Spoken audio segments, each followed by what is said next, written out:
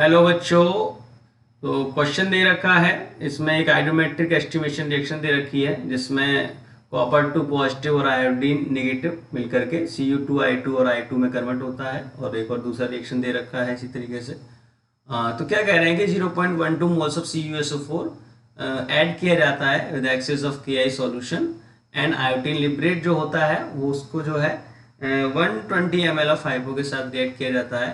तो हमें जो इसमें मोलिटी ऑफ हाइपो सॉल्यूशन बताना है। हाइपो सॉल्यूशन क्या होता है, Na2H2O3 होता है। ठीक है, तो जो रिएक्शन दे रखी है उनसे हमारे पास क्या डेटा सामने निकल के आता है उसको चेक कर लेते हैं।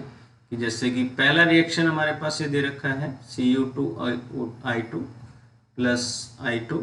ओके, यहाँ पे कॉपर +2 से किस में जा रहा है, ये जो है 0 में जा रहा है, सॉरी +1 में जा रहा है। ठीक है, +1 में जा रहा है, तो टोटल जो चेंज आ रहा है कॉपर के ऑक्सीडेशन में +1 का आ रहा है। ठीक है, और सॉरी ये इसको विदाउट साइन लिख देते हैं, नॉट प्लस माइनस। ओके, तो this is plus, this is 1 only. Okay, और आयोडीन जो है वो किस में जा रहा है, अगर हम इधर से देखें तो I2 जा रहा है I नेगेटिव में। ठीक है, यहाँ I2 0 में था, यहाँ पे -1 में गया, तो 1 का चेंज आया एक आयोडीन के लिए, बट 2 आयोडीन है तो कितने का चेंज आया, 2 × 1 मतलब कि 2 का चेंज आया। ठीक है, दूसरा रिएक्शन क्या है, दूसरा रिएक्शन दे रखा है आयोडीन प्लस Na2H2O3। ये कन्वर्ट होता है किस में, NaI प्लस Na2S4O6 में।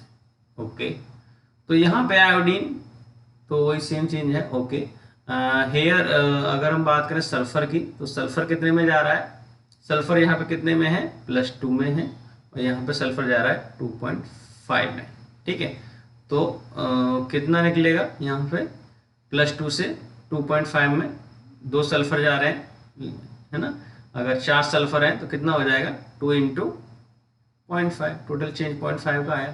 ठीक है, यहाँ से तो 4 सल्फर के लिए पर 2 सल्फर के लिए कितने का आ जाएगा चेंज, 2 × 0.5 मतलब कि 1 का चेंज आ गया।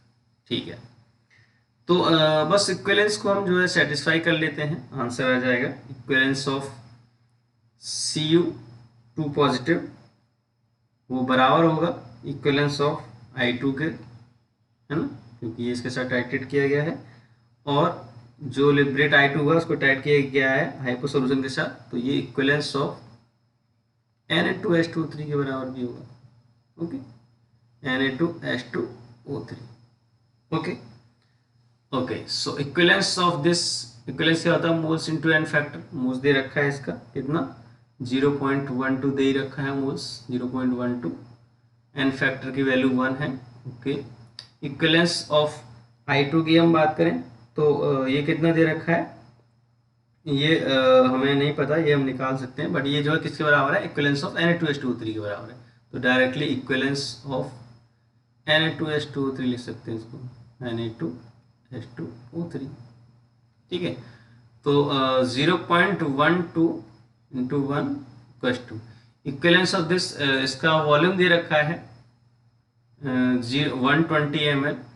ओके, 120 ml इसका वॉल्यूम दे रखा है। अगर इसको लीटर में कन्वर्ट करें तो हमें 1000 से डिवाइड करना पड़ेगा।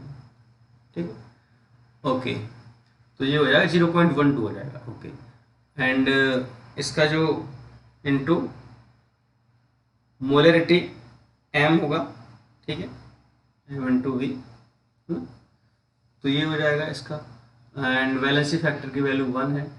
ठीक है, तो इससे ये कैंसिल आउट हो गया, तो M की जो वैल्यू आई वो आई कितना, 1। सो 1 मोल पर लीटर। ओके, सो यही हमारा आंसर हो जाएगा, 1 मोल पर लीटर। तो ऑप्शन इसमें 1 दे रखा है, option D is correct answer.